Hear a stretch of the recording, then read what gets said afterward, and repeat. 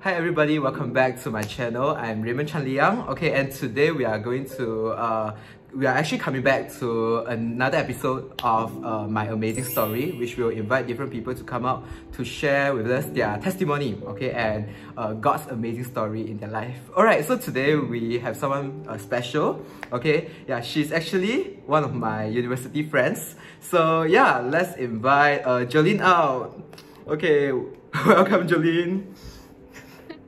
Yeah. So, Jolene, maybe you can do a self-introduction. Okay. Hi, I'm Jolene, and I attend Every Nation Church. Yeah, sometimes it's the one in Sunway, sometimes it's the one in Puchong. Yeah, depends on which day. And I'm studying in university still. I'm studying ICAEW. And what else? My hobby. I love I'm not much of a gamer, but I do play Tetris, and I Oh, like visiting cafes from time to oh, time. wow, Yeah. wow, wow, wow. So you love Tetris and like go to the cafe there and then to chill like that, is it? Yeah, I mean, I go to cafes to either study, but when I'm bored, I play Tetris as like a break time activity.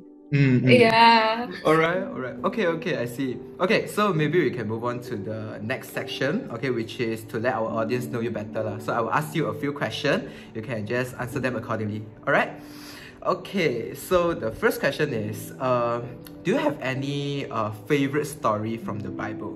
Yeah, maybe you can share with us. Mm. Yeah. I think the one that comes to mind is Daniel in the lion's den.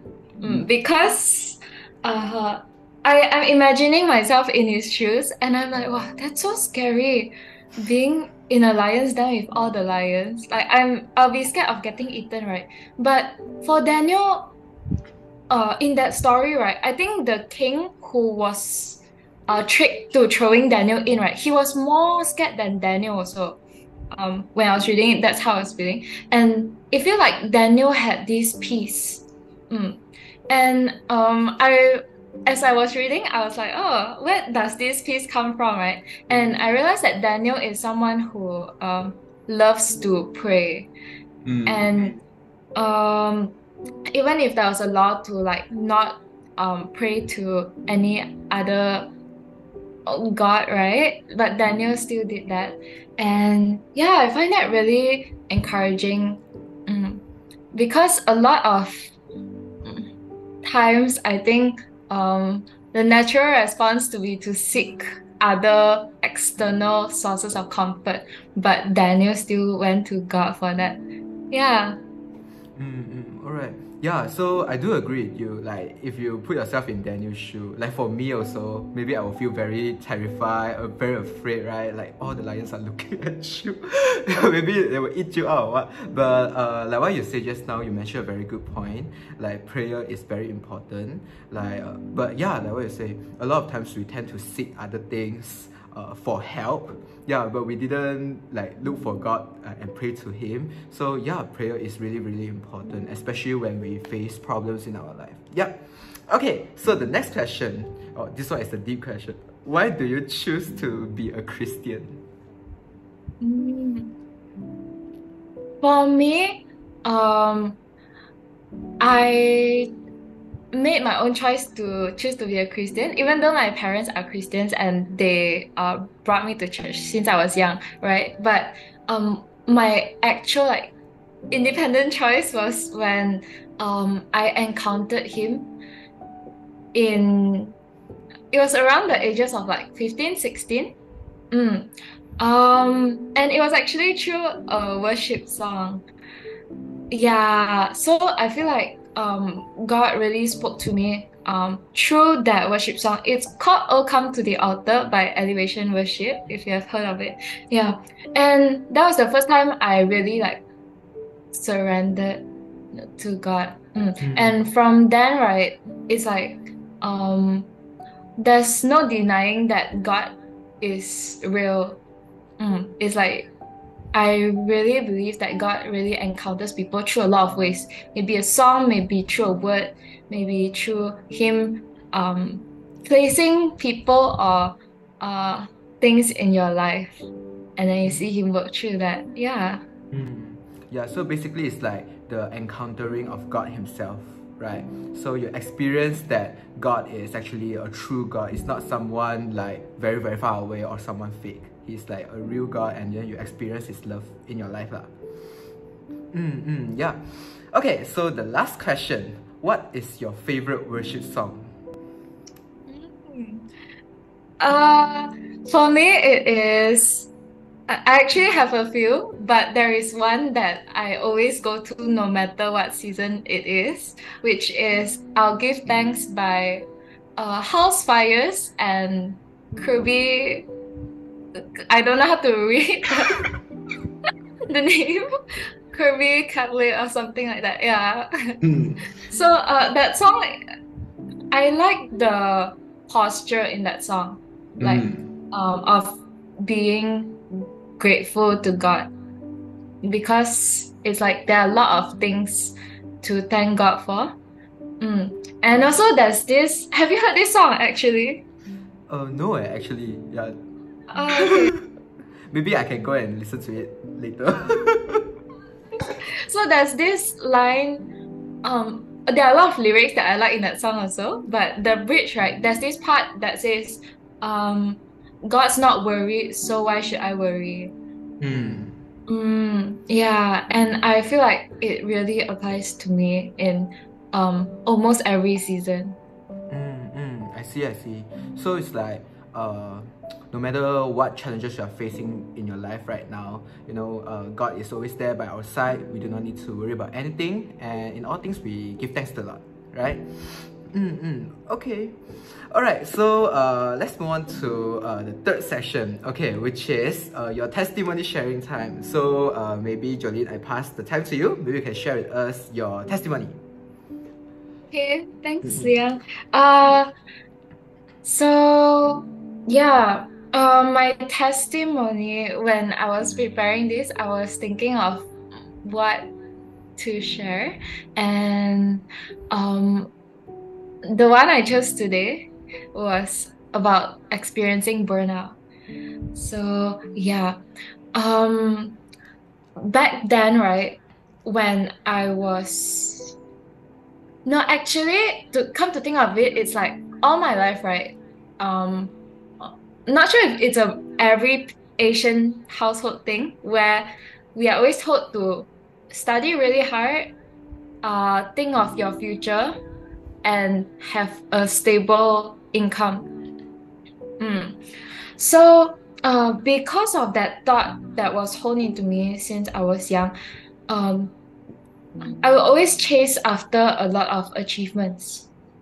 So that can be trying to have good results, or trying to join more events, take up roles to have that leadership or soft skills. And when these type of things happen, right, there is almost no limit to it. Yeah. So it's like your Sunday to your Saturdays, Monday to your Sundays can be just filled with back-to-back meetings, studying. Yeah. And I used to say yes to every role, almost every role, if I could take it up. Wherever there was space in my time, I would use it for something quote-unquote productive. And the thought I had in my mind was, I have to achieve a lot when I'm at this age. People say that when you're young, make all the mistakes you can, right? So I also tried my best in everything at that point in time. And I linked my achievements to my own identity. So because I had this dream life in mind, you know, by this age I want to get a car, a house, and like a big car, a big house at that. Yeah. And it was achievement after achievement. It's like there's no stopping. It's like I would pursue after all these things, and it never felt like it was enough. It felt like I could always go further, kind of thing. Mm. And because of saying yes to so many things, right? There were so many commitments until the leftover time was used to spend with God.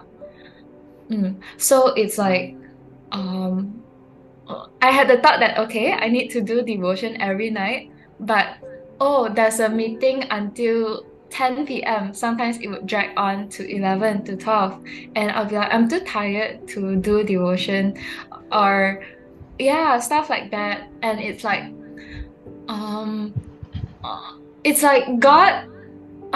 I wanted to include God in my life, but at the same time, I did not create that space at all.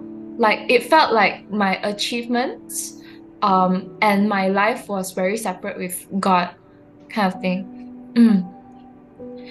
And yeah, during that season, right, I felt tired all the time because there was not enough sleep also. And even with such a hectic schedule and these achievements, right, I didn't feel like I was good enough. In fact, I felt like I was bad at everything. It's like sometimes it's like, well, I joined so many competitions, why do I not win?